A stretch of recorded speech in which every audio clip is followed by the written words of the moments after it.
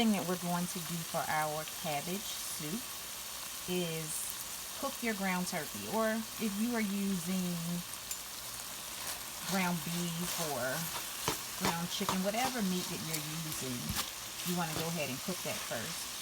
I have about a quarter of your onion in the pan with your ground turkey, just for flavor. It doesn't really matter how big or small you chop this first quarter of your onion, because it's going to be in the crock pot for so long that it doesn't matter, it's going to cook down.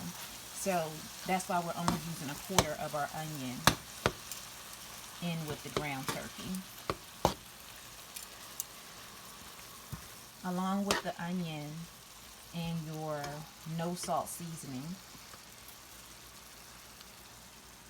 I don't condone, see that, salt free. I don't condone adding salt to really anything, because there's no need for it. We can flavor our food with herbs and it will taste just as wonderful.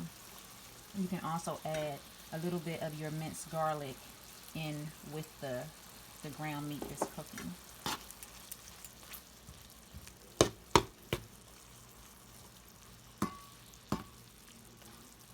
And so once your ground turkey or ground beef, if you're using it, or ground whatever meat is fully cooked, you can remove that from the heat. And then we'll go to your second step.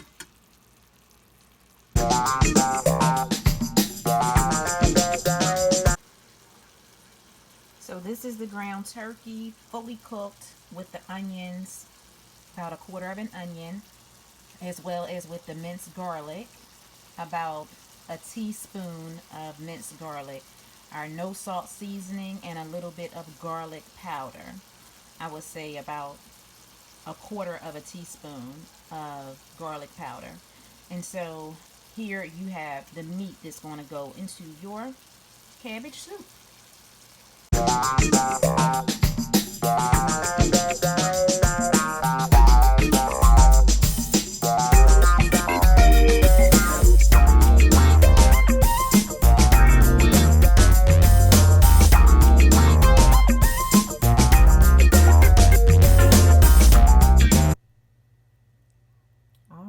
Here we go.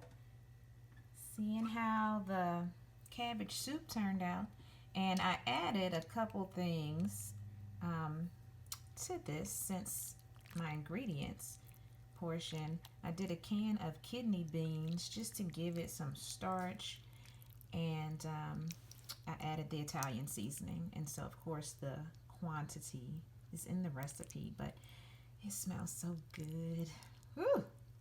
Exciting. I hope you all enjoy this recipe. Normally I use the diced tomatoes, but this time I did stewed tomatoes, and so as you can see, they're pretty large. The stewed tomatoes are it's like a real chunky, hearty soup.